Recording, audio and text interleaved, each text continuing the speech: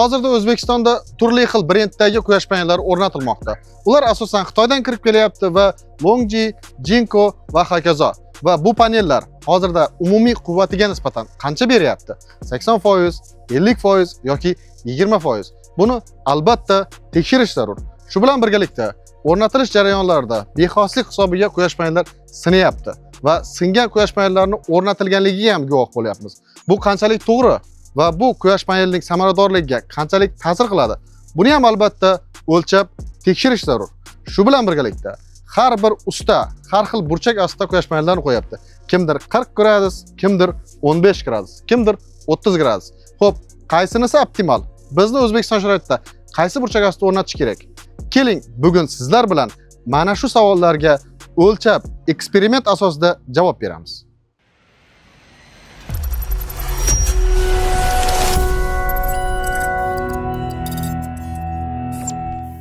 Assalomu alaykum do'stlar, men Zoir Kenjayev, kuzatayotganingiz Quvvat YouTube kanali. Bugun biz sizlar bilan 550 wattlik Jinko va Longji panellari va bularni ishlab chiqarilganiga 1 yildan oshgan.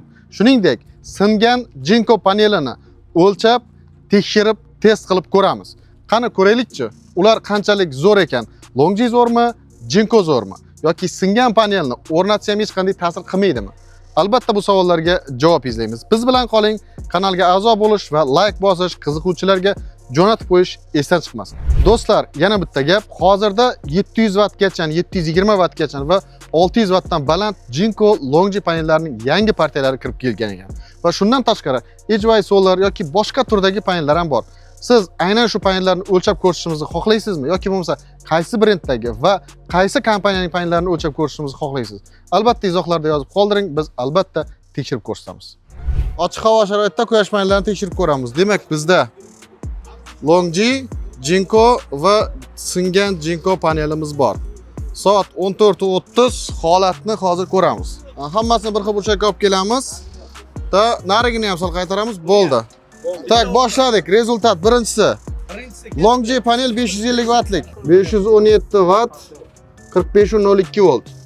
Quyoshga turibmiz, tikka ketdi. Test qiladi birinchi. Kutamiz. 484. Tak, test holatda, ha? Shu holatda. 480. Endi burchakni o'zgartiramiz. Yo, to'xta, optimalga topamiz. Pastroq tushiring. Tak. 502.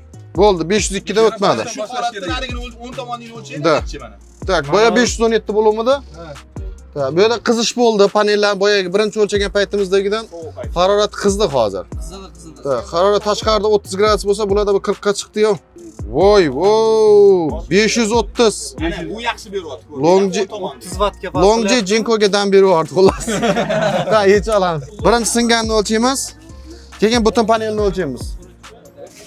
530, 550 wattlik panel 2 yildan keyin 530 beryapti degan bu yaxshi narsa. Tim bo'li hozirgi holat uchun. 2 yil bu ishlamagan-ku. 2 ishli ahamiyati yo'q. Tursa bo'ldi, yetar. Tak, nima qildingiz? Yo'q, hozirgi holatda intensivlik 1000 deb bo'lmaydi. 900 dan baland. Ta, necha chiqdi? 333 watt. 334 atrofida. Qaranglar, panelda bittagina treshina bor-da bo'lgani. Da, burchakni o'zgartirib ko'ringlar. Yo'q, udar kremniga bitta udar tushgan. Bitta o'zini ko'tarib turadi. Tak. Yo'q, foydasi yo'q.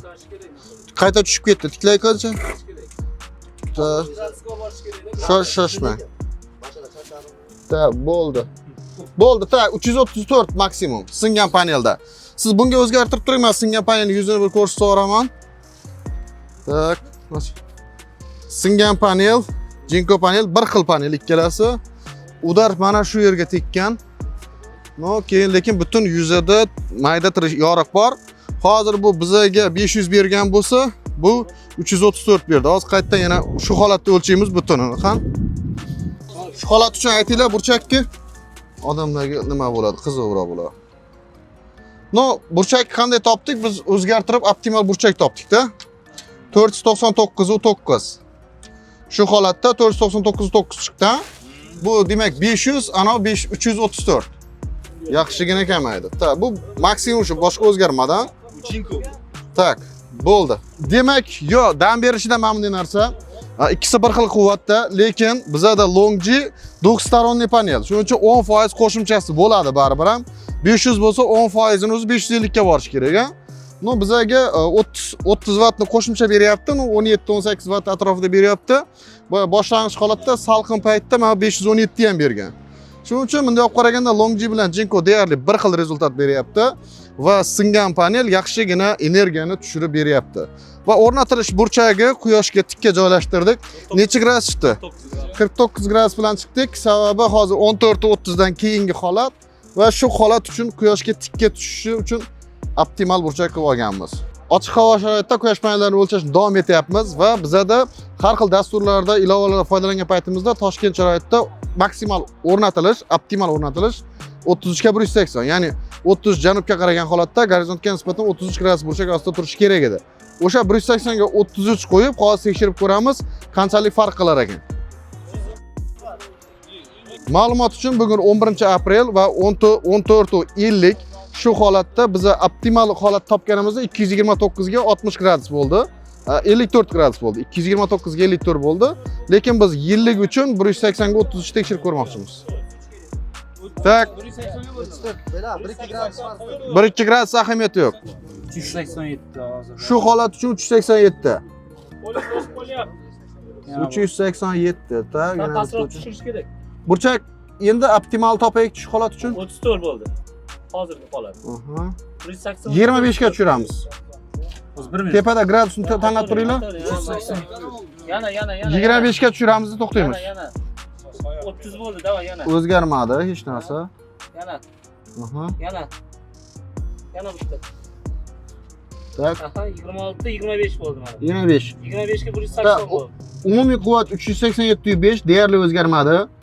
Xolostoy quvvat 44, u ham deyarli o'zgarmadi. Ha, endi o'zgardi. 394. Ana shu gradus yaxshi ekan. 25. Qarang, o'sha masalada yozga qarab harorat bo'lsa-da quyosh paneli tiklangani sari biz panelni yotirishimiz kerak. Ta 394 bo'ldi. Endi mana shu holat uchun 40 ga ko'taramiz. 40 ta. Stop, bo'ldi. Sal qo'y. Уже chiqdimi 40 ga? Yo'q, yana. 40 ga ko'taramiz. Yana 50 bo'lish kerak mana. 35. Qanaqa? 40. Yana ozgina. Bo'ldi, endi ozroq kutamiz. 39. Ta bizada 40 gradus ko'tardik. Lekin qandaydir 175 bo'lib qolganmiz. 379 kamaydi demak. 379 kamaydi. 10 gradusga qo'yaylik. Eng yaxshisi bizada 25 bo'ldimi?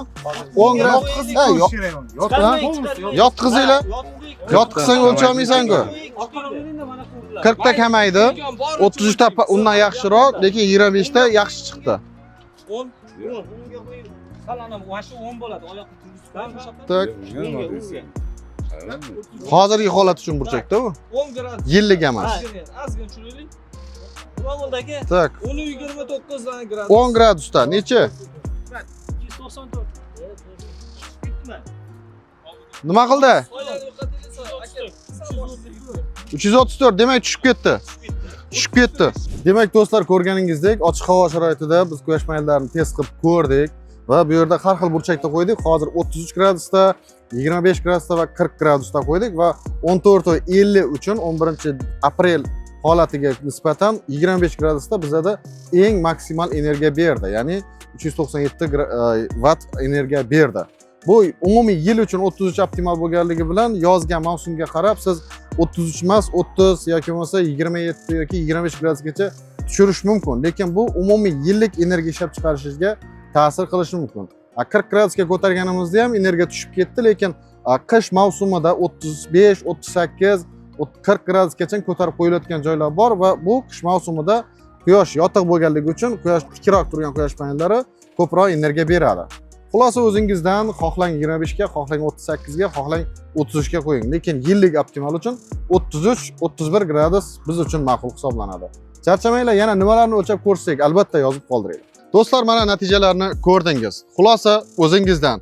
va hozirgi paytda respublikada quyosh paneli o'rnatuvchi kompaniyalar soni juda ham ko'paygan va bo'yicha ishlaydigan mutaxassislar ham bor. Lekin ham fundamental bilim, ham amaliy bilimga ehtiyoj yuqori. Aynan shuning uchun biz quyosh panellarini o'rnatadigan mutaxassislarning malakasini oshirish bo'yicha qisqa muddatli malaka oshirish kursi ochganmiz. Siz bu yerga kelib, ham nazariy bilimlarni, ham mana shunday katta fotoelektrik stansiyalarda amaliyot o'tkazishingiz mumkin.